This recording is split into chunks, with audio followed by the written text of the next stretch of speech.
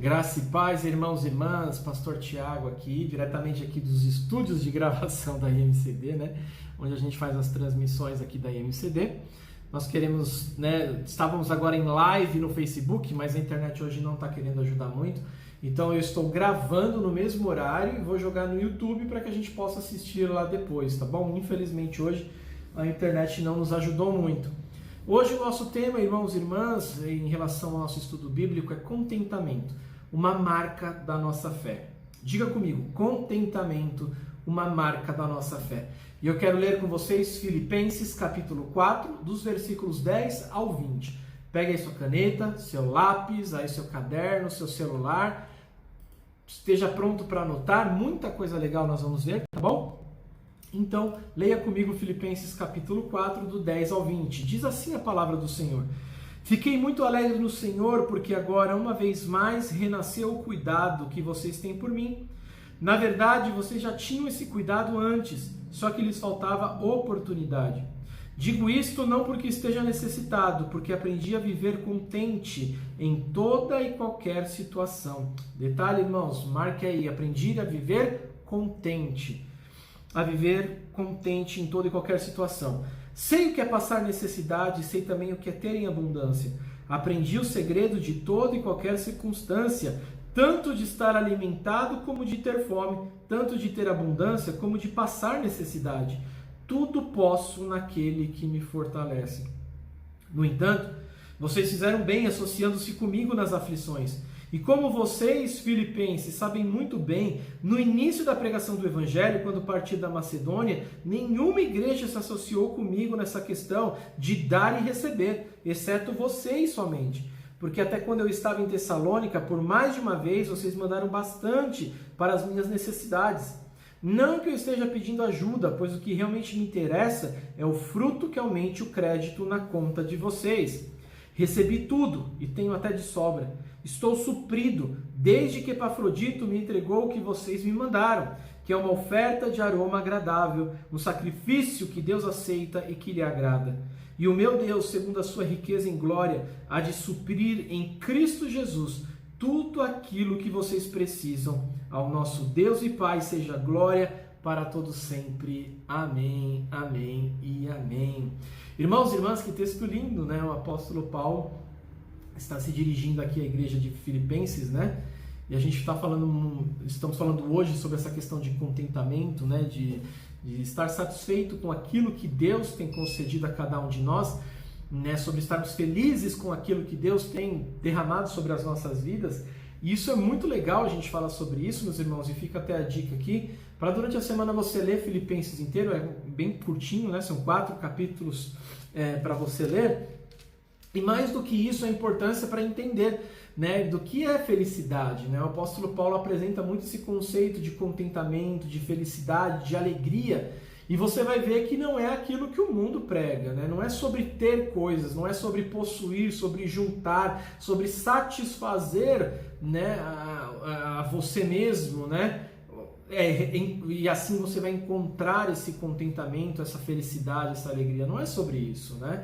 Então, o apóstolo Paulo apresenta uma nova perspectiva sobre alegria, sobre felicidade, né, sobre contentamento. E o texto que nós estamos lendo, ele termina, né, a sua carta, né, aos Filipenses, justamente demonstrando isso, dizendo, olha, eu estou muito feliz porque vocês foram uma das poucas igrejas, se não a única neste tempo, que me ajudou. Né? Nós vamos ver no estudo que igrejas que tinham até portes maiores, que poderiam ajudar mais o apóstolo Paulo, não fizeram, né? Não fizeram, mas esta igreja, que era uma igreja pequena, que era uma igreja sem muita quantidade de membros, né? Que era a igreja de Filipenses, ela acabou sendo muito importante porque foi uma que entendeu, né, a importância de, como nós falamos durante o mês de novembro e dezembro aí, né, de manifestar o amor. E o apóstolo Paulo entendeu isso. Ele falou, olha, eu vi o amor de Deus, eu vi o cuidado de Deus através da manifestação de vocês, do envio de vocês que vocês fizeram aqui para mim. Né? Então, olha que legal, mais algo que a gente pode aprender aí, né? Nós tanto falamos sobre essa questão do amor. E aí, meus irmãos, para a gente iniciar, né, contentamento ele é o tema escolhido, né, para a gente terminar esse ano. né, na qual a gente pode refletir sobre os desafios da nossa existência. Se olharmos para o ano inteirinho, qual é o teu sentimento hoje? Responda para você. Qual é o teu sentimento hoje? Você olhando agora para o ano que se passou, né? Certa vez um homem sábio disse que o contentamento ele é muito maior do que a felicidade, porque ela não depende de fatores externos. A felicidade do mundo, para vocês entenderem o que o pastor está querendo dizer, ela pode ser muitas vezes, né, usurpada. Por que essa palavra, pastor? Porque nós queremos saciar um desejo nosso, nós queremos encontrar a felicidade e a alegria e temos sido ensinados nas coisas, né? Então, eu sempre uso muito dessa imagem, né? Da compra de um carro, por exemplo. Quando você compra um carro, você fica feliz, você fica, sabe, você está dentro do carro, parece que aquela necessidade sua foi suprida, né? Então você fica feliz, mas quando chega os boletos, parece que tudo aquilo vai embora. O contentamento pelo carro também vai embora, né? Quando você paga em 48, 60 vezes aí. Porque todas essas formas externas, né, de felicidade, elas são limitadas, são temporárias, há prazo para terminar. Mas aquela que nós encontramos em Cristo Jesus, e se nós estamos falando que aquilo que Cristo Jesus nos dá é eterno, a felicidade, a alegria, o contentamento pelo que a gente tem também é algo eterno e que não depende de fatores externos. Amém? Então nós vamos falar muito sobre isso, né? Muito sobre isso. Não depende de nada externo, mas depende de Cristo Jesus. E se depende de Cristo Jesus, não é algo que a gente consiga pela nossa própria força. Não é você dizer assim, não, eu vou agora ficar muito feliz com tudo que acontecer na minha vida. Não. O seu coração vai desejar, o seu coração vai requerer, o seu coração vai buscar coisas para se satisfazer, para satisfazer a sua alma, o seu espírito, né? Por isso que nós precisamos aprender e pedir ao Senhor que Ele venha nos dar essa condição de estar contentes com tudo aquilo que Ele tem nos dado, tá bom? Só Jesus pode fazer isso por nós, graças ao bom Deus. Então, meus irmãos, o contentamento é um compromisso, né, de coração e alma, e para nós cristãos e cristãs, né, uma resposta amorosa à razão da nossa fé. Né? Não adianta a gente professar que a nossa vida está nas mãos de Cristo, né, de que a nossa vida está em Jesus, e por outro lado, durante a semana, simplesmente a gente reclamar de tudo na nossa vida. Né? Então ela é uma forma de a gente conseguir demonstrar o nosso comprometimento e a nossa realização em Cristo Jesus. É uma forma de demonstrar o amor e a nossa fé em Cristo. E o nosso desafio está em transformar o contentamento de um estado efêmero, que é algo passageiro, para um traço permanente da nossa existência. É algo eterno. Nesse sentido, meus irmãos, minhas irmãs, o apóstolo Paulo ele tem muito a nos ensinar através desse texto. Né? Vamos ver o que ele diz a respeito a partir da carta à igreja em Filipos. Eu quero mostrar para vocês terem uma ideia. Esse mapinha Filipos, né? Aqui eu peguei de Jerusalém até as principais igrejas, né? Cidades, óbvio, né? Mas as igrejas onde o apóstolo Paulo passou. Então ali na Galácia, né? Que é a igreja de Gálatas, Colossos, né? Que é a igreja de Colossenses, Éfeso, que é a igreja de Éfeso, um pouquinho para baixo de Filipe, Tessalônica, né? Que inclusive cita nesse texto, né? Que é a igreja de Tessalonicenses, a igreja de Corinto, que é a igreja de Corinto, né? E a igreja aqui de Roma, que é a igreja de Roma, né? Carta aos Romanos. E aí, coloquei aqui entre na estrelinha, para vocês terem uma ideia aonde fica, né? essa cidade, que é onde tem a igreja lá de Filipe, né? Que é a igreja de Filipenses. Na cidade de Filipe, a igreja de Filipenses, melhor dizendo, tá bom? Então, para vocês terem uma ideia, repare que Corinto e Tessalônica, né, é importante a gente ver já isso no mapa, ficam em regiões assim bem mais ricas, né? A gente já estudou isso em outro momento. A igreja de Corinto ela era uma passagem, né, para o mundo, então era um lugar muito rico, mas também de muitas outras culturas, né, religiões. Tessalônica da mesma forma. Filipe já fica mais escondidinho, né? Então não tinha muita necessidade de embarcações irem para lá. Por isso que era um povo um pouco mais sofrido, né, do que os outros que nós vimos já durante tanto tempo aí durante os estudos, tá bom? E também, meus irmãos, até antes da gente entrar nesse contexto, eu quero passar uma imagem também, porque a gente sabe como é difícil, né?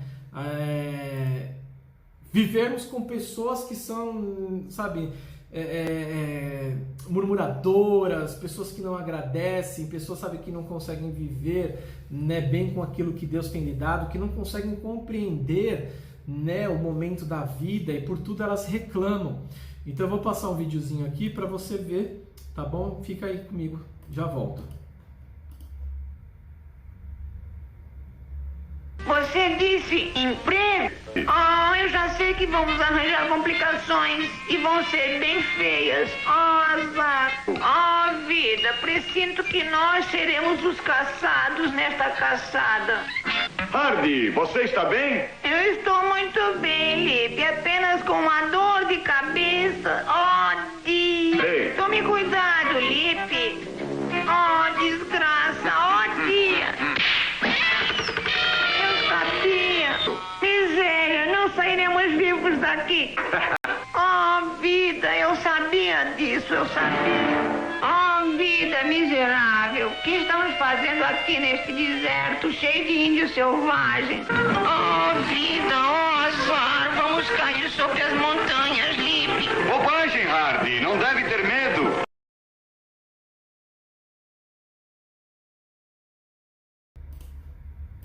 Amém, glória a Deus. Um vídeo que eu já até usei aqui na igreja, né, em outros estudos, mas que fala muito sobre esse tema também, sobre sermos, estarmos contentes com aquilo que Deus tem nos dado, né? Esse é o Hardy, acho que os mais novos não conhecem, né? Ele tem o seu amigo Leão. Seu amigo Leão é um proativo, ele sempre quer fazer as coisas, resolver as coisas, né? E o Hardy sempre está ali, achando que não vai dar certo, né? Achando que não é legal, achando que não, isso aí não é pra gente, né? Nunca tá feliz com nada, nunca tá contente com nada, né? E é sobre isso que nós vamos falar hoje, é sobre exatamente nessa situação que nós estamos estudando hoje. Espero que você não seja um Hardy, né? Espero que você não tenha consciência do Hardy, né? Mas que você seja realmente como o apóstolo Paulo e reconhecer, se alegrar com aquilo que Deus tem colocado na sua vida, com aquilo que Deus tem derramado sobre a sua vida. Amém? A carta aos Filipenses, igreja, para vocês terem uma ideia, ela é considerada a epístola da alegria. Né? Assim como para muitos, é uma das nomenclaturas que dão também para o apóstolo Paulo, né, como apóstolo da alegria. Você vai falar, mas por quê, pastor?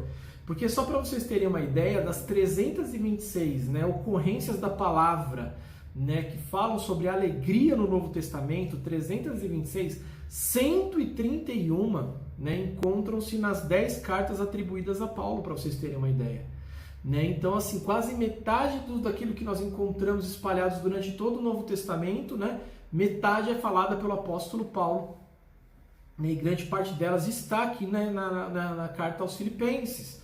Né? E nesta carta, a igreja em Filipos, Paulo acaba afirmando que o sofrimento não tirava a alegria dele de servir a Deus. Pois ele tinha a capacidade de reconhecer que, apesar das dores, estava cumprindo seu chamado e vendo o progresso do Evangelho. Olha que interessante, né? O que acabava sendo o seu alvo. Se você pegar lá Filipenses 1, versículo 12, você vai ver que ele diz isso, ó. Quero ainda, irmãos, que saibam que as coisas que me aconteceram têm até contribuído para o progresso do Evangelho. Então Paulo tinha essa visão, que o seu sofrimento, né, não era nada perto do progresso do seu trabalho na obra, no espalhar aí do Evangelho. A época em que a carta foi escrita, para vocês terem uma ideia, era uma época de muita instabilidade naquela região ali de Filipe, né? A economia andava muito mal, sabe-se disso, né? O que produzia um empobrecimento, inclusive de pessoas da igreja. Né? Olha que interessante isso. Além disso, Paulo encontrava-se preso por causa da sua evangelização. Né? E mesmo diante dessas dificuldades, a comunidade de Filipenses, né, se reúne, se junta e consegue uma forma de ajudar. E que forma foi essa? Enviando a ele uma oferta a fim de diminuir as necessidades do apóstolo Paulo. Né? Isso está relatado lá no 4,18, ó, que a gente leu. Ó. Recebi tudo e tenho até de sobra. Estou suprido desde que Epafrodito me entregou o que vocês me mandaram, que é uma oferta de aroma agradável, um sacrifício que Deus aceita e que lhe agrada. Olha que interessante, meus irmãos. Mesmo diante de uma crise, né, que ele estava instaurado naquela região de Filipenses, como eu já falei, não era uma região muito rica, né, a igreja se reúne, envia uma oferta para o apóstolo Paulo, e Paulo então agradece, né, por esse gesto de carinho, esse gesto da manifestação do amor de Deus através da vida da igreja, né, de Filipenses.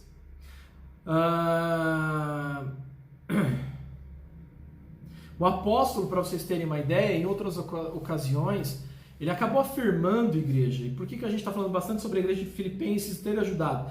Porque em outras ocasiões ele diz que isso não aconteceu com outras igrejas. Se você ler, por exemplo, 1 Coríntios 9, você vai ver que ele fala claramente para a igreja de Coríntios, né? Ele falou, olha, vocês não me ajudaram em nada, né? Poxa, os outros apóstolos viajam com as suas famílias para pregar o evangelho, né? Eu não sou digno disso. Ele tem os questionamentos duros ali com a igreja de Coríntios, né? Porque, de certa forma, estavam achando, né, que Paulo não precisava ou que não era legal enviar dinheiro para o apóstolo Paulo. E ele questiona isso, assim também como ele faz na igreja de Tessalonicenses. Esse texto aqui de Filipenses diz isso, mas se você quiser ler, depois abre lá 1 Tessalonicenses 2,9, você vai ver que também Paulo fala sobre isso, né? Mas agora ele acolhe a oferta e ele demonstra a alegria dele por ela, né? A oferta de Filipenses.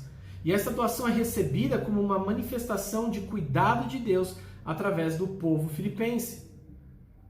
Paulo, embora não tivesse sentido necessidade, ele diz que ele não estava se sentindo com necessidade, ele reconheceu para aquela comunidade de Filipenses, né, que era um instrumento, que eles estavam sendo um instrumento de Deus em sua vida naquele tempo tão difícil. Olha que interessante, irmãos. E aqui nós não estamos falando necessariamente sobre dinheiro. Nós estamos falando sobre demonstrar cuidado. A igreja de Filipenses não poderia viajar até Roma, onde o apóstolo Paulo estava preso, para abraçá-lo. Porque eu tenho certeza que se pudessem fazer isso, eles fariam. Amém? Nós estamos falando sobre esse cuidado que, poxa, a forma que eles tinham era de enviar uma ajuda financeira, então eles enviaram uma ajuda financeira e Paulo entendeu isso. Ele disse, muito obrigado, eu entendo através da manifestação de vocês o cuidado de Deus na minha vida. Né? Então Paulo diz que não tinha necessidade, mas que ele reconheceu, né, que aquela igreja tinha sido um instrumento de Deus na vida, naquele momento difícil que Paulo estava vivendo. O fato de não se sentir necessidade, igreja, se relaciona com uma grande lição. E ele diz isso no versículo 11. Olha o que ele diz no versículo 11. Essa lição que ele aprendeu. Digo isso não porque esteja necessitado, porque eu aprendi a viver contente em toda e qualquer situação. Ele aprendeu a viver contente em toda e qualquer situação. Não era a arrogância do apóstolo Paulo dizendo, não quero ajuda de ninguém. Não. Ele diz que ele não poderia ficar preso ou dependente, né, dessa manifestação de homens. E isso em nenhum momento diz, olha, então não façam. Pelo contrário. Ele queria demonstrar tanto para a igreja de Coríntios, Tessalonicenses e todas as outras igrejas que essas manifestações deveriam partir do coração das pessoas e não de um pedido de ajuda. Agora para pensar comigo. Quanto você não espera que as pessoas peçam ajuda para você demonstrar algum tipo de cuidado de Deus na vida dela? O que nós estamos vendo aqui hoje, meus irmãos, é exatamente sobre isso. Não espere. Ofereça ajuda, ofereça um carinho, é o que eu estou dizendo, não estou falando sobre dinheiro, eu estou falando sobre se dispor. E quando a gente se dispõe, meus irmãos, Deus usa. A pessoa entende aquilo como uma oferta do próprio Deus, né? Como uma ação do próprio Deus de cuidado na vida daquela pessoa. Né? Muito importante isso. Paulo já havia aprendido a viver contente em toda e qualquer situação. Mas ele entendeu que aquela oferta, que era o que eles podiam fazer naquele momento, foi uma demonstração de amor de Deus, do amor de Deus, né, ali em ação mesmo na vida do apóstolo Paulo. Para vocês terem uma ideia, a palavra contente, deixa eu pôr para vocês aqui, ó. A palavra contente no grego, autarkeis, E ela descreve, gente, a independência de uma pessoa em relação às coisas materiais, o que leva a pessoa a se sentir satisfeita. Então essa palavra contente, né, no original grego, ele dá a impressão de que Paulo está dizendo, olha, eu sou independente, né, em relação em relação às coisas materiais. Eu não dependo delas. O que leva as pessoas a se sentirem satisfeitas. Então, Paulo tinha essa característica já nele, né, de não ficar dependendo de coisas materiais. Né? Para vocês terem uma ideia, esse era um conceito, igreja, comum na escola de filosofia grega. Né? Olha que legal. Então essa ideia de não depender de coisas materiais era muito comum na escola estoica, né, da filosofia grega. E esse era um caminho para a autossuficiência pregada por eles, por esses estoicos aí, né, por esses filósofos. Então para eles você só vai se transformar em autossuficiente quando você deixar de desejar as coisas materiais. Mas Paulo, porém, apesar de citar esse conceito da filosofia grega, que é quando ele diz isso que nós lemos aqui, né? Sei o que é padecer e sei o que ter necessidade, o conceito da filosofia grega, Paulo, porém, apesar de citar esse conceito, ele apresenta com um novo significado.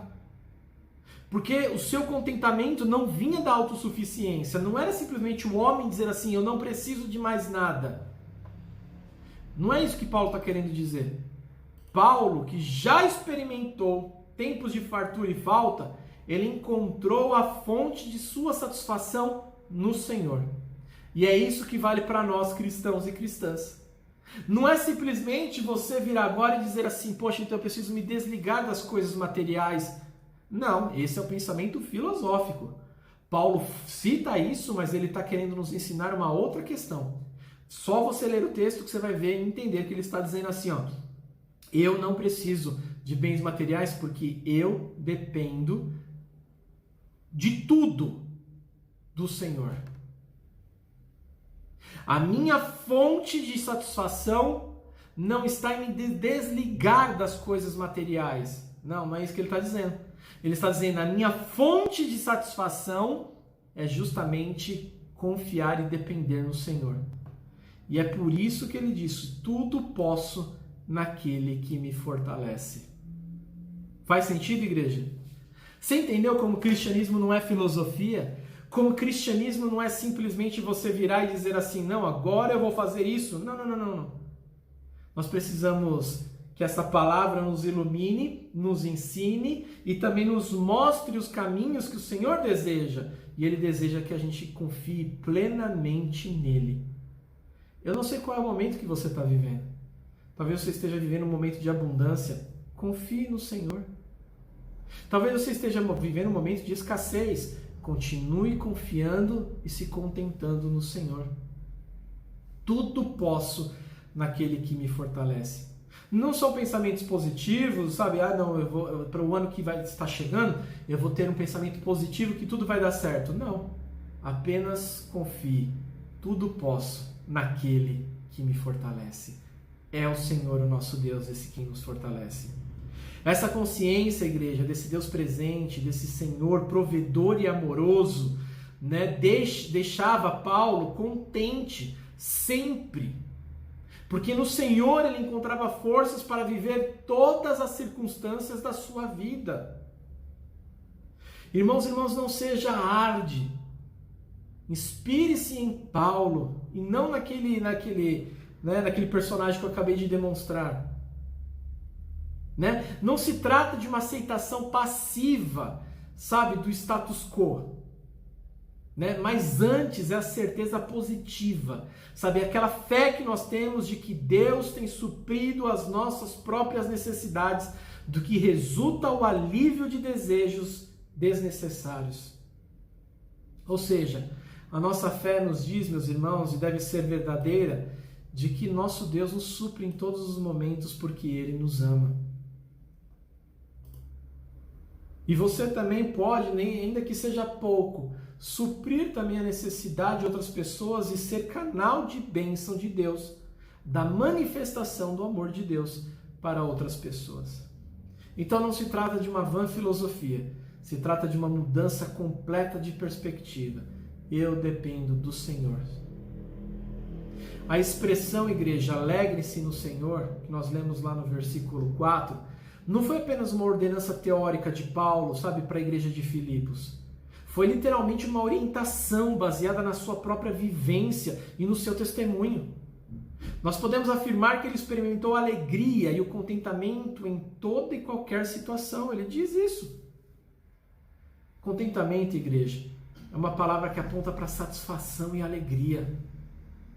Embora se tenha a ideia de que para estar contente, alegre ou satisfeito seja preciso encontrar as circunstâncias ideais, a Bíblia nos ensina que é possível viver o contentamento em toda e qualquer circunstância.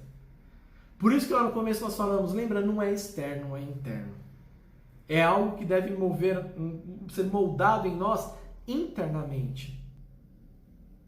A vida abundante que Jesus oferece lá em João 10:10, você sabia que não tem muito a ver com abundância de bens, de inteligência ou de situações favoráveis?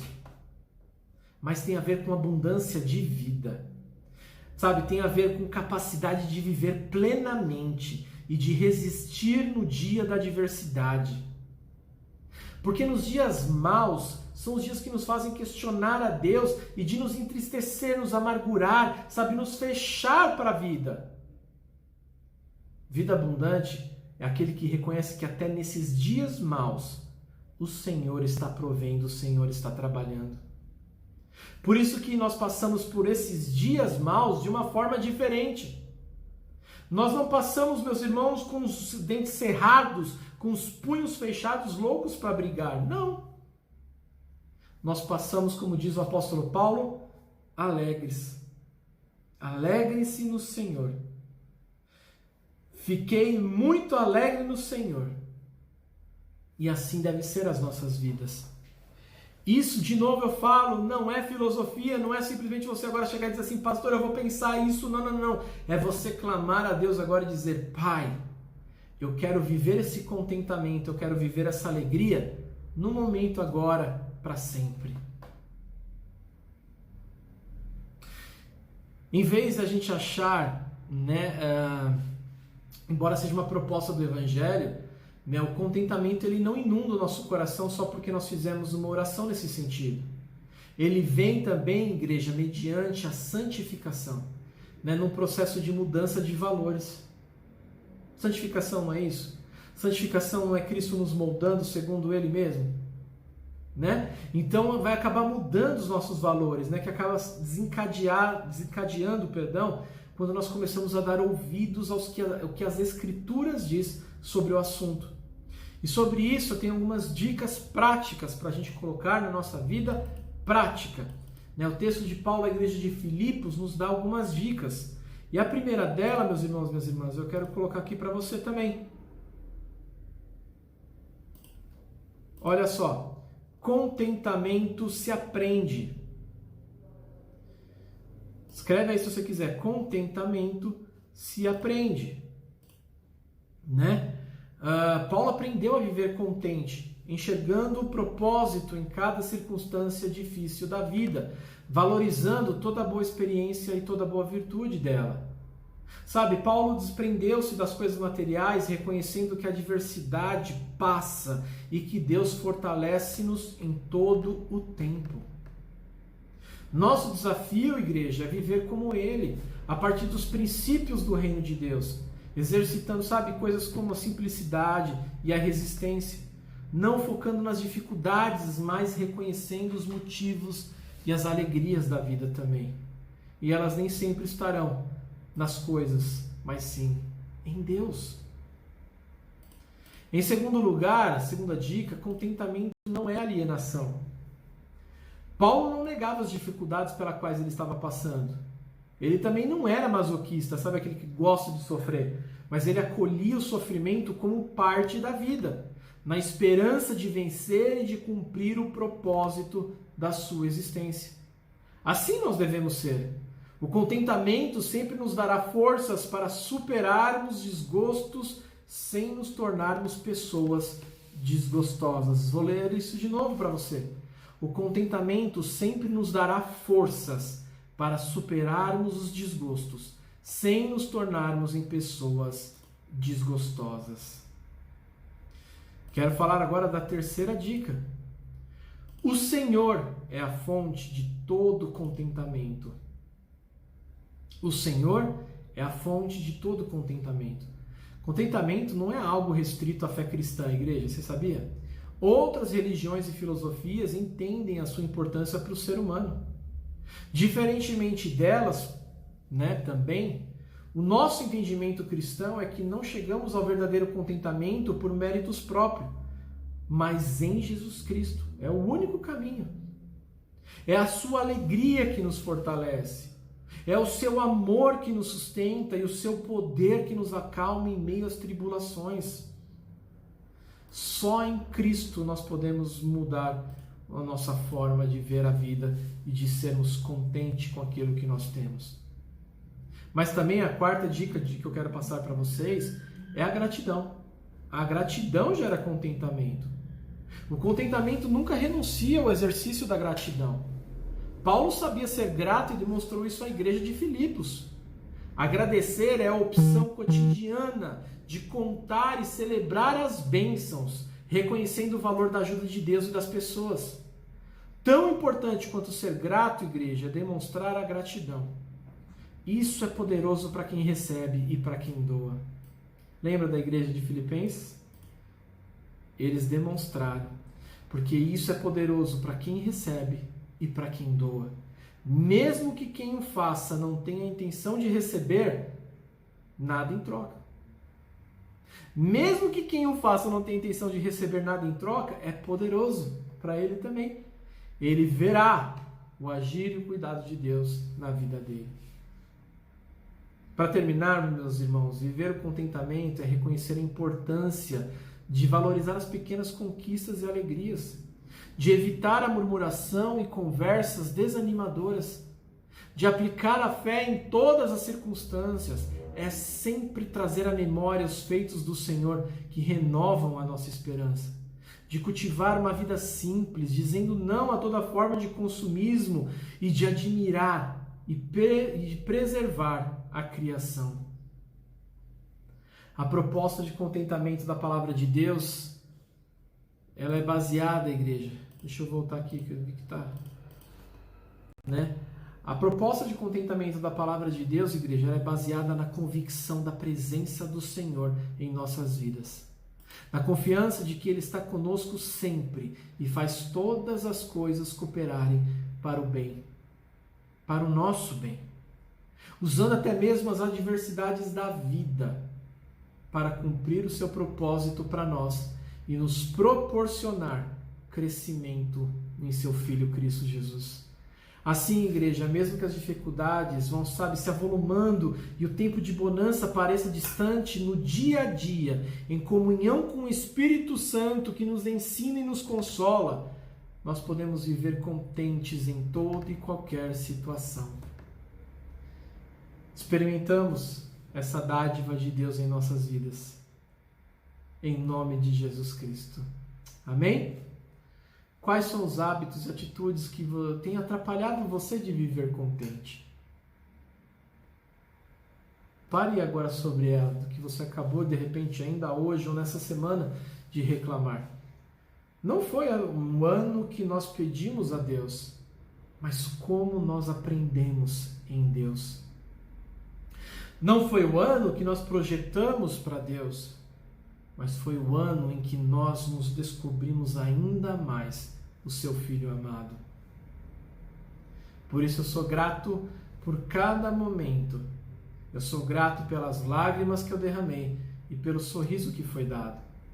Eu sou grato pelas dificuldades que eu passei materiais, financeiras, mas sou grato também porque abriu oportunidades, igreja, de ver verdadeiramente Deus nos suprindo em todas as áreas. E você? Você tem que ser grato em alguma área? Seja agora. Agradeça a Deus agora em oração. Feche os teus olhos. Pai, nós te rendemos graças e dizemos, ó Pai amado, primeiro nós clamamos ao Senhor, meu Pai, que as nossas vidas diante de um mundo tão consumista, Pai, tão egocêntrico, é difícil nos contentarmos, ó Pai amado, com aquilo que o Senhor tem nos dado. Isso ainda mais, ó Pai amado, quando a própria fé, Senhor, é distorcida, Pai amado, no sentido de que ela pode gerar benefícios materiais para nós imensuráveis, ó Pai. Por isso, Senhor, em nome de Jesus Cristo, mais do que isso, o Senhor quer nos ensinar hoje a sermos gratos por aquilo que o Senhor tem nos dado. E como eu acabei de fazer olhando para trás, Senhor, temos tantos motivos para agradecer. Tantas lutas, tantos desafios, tantas barreiras, todas elas transpassadas por Ti, Senhor, em Tua força, Pai, em Tua alegria, em Teu poder. Se olhássemos agora para o primeiro dia de janeiro, Senhor, até hoje, e se não tivéssemos passado, Senhor, Pai amado, por tudo que nós vivemos, talvez ainda seríamos infantis, teríamos ainda uma fé, Pai amado, longe, distante do Senhor. Por isso, Deus, saber agradecer, Pai, que o meu coração aprenda todos os dias, ó Pai amado, para ser algo eterno e não passageiro, possamos agradecer, Senhor, por tudo que nós vivemos durante esse ano. E desde já, Pai, pela fé, porque sabemos que o Senhor é fiel e não nos desampara, nós colocamos diante de Ti o nosso 2022, já gratos. Gratos por tudo que nós vamos enfrentar. Gratos por todas as lutas, mas também todos os tempos de alegria, festas. Tudo, Senhor, que nós vamos viver. Que seja feita a Tua vontade, Pai amado. Em nome de Jesus Cristo, Pai, nós queremos declarar aquilo que o apóstolo Paulo declarou, Senhor, neste última escola dominical do ano. Posso todas as coisas naquele que me fortalece. Diga isso na sua casa. Posso todas as coisas naquele que me fortalece. Que sejamos gratos em nome de Jesus Cristo para a glória do seu santo nome. Amém, amém e amém. Amém, meus irmãos. Que Deus abençoe. Sou grato porque não funcionou do jeito que a gente queria hoje a live, mas estou gravando, vou pôr no YouTube, assiste aí, deixa seu like e compartilha com alguém. Para entrarmos em 2022 sendo gratos por tudo que Deus fez por nós. Em nome de Jesus Cristo. Que Deus te abençoe. Até daqui a pouquinho no culto. Fica com Deus. Tchau, tchau.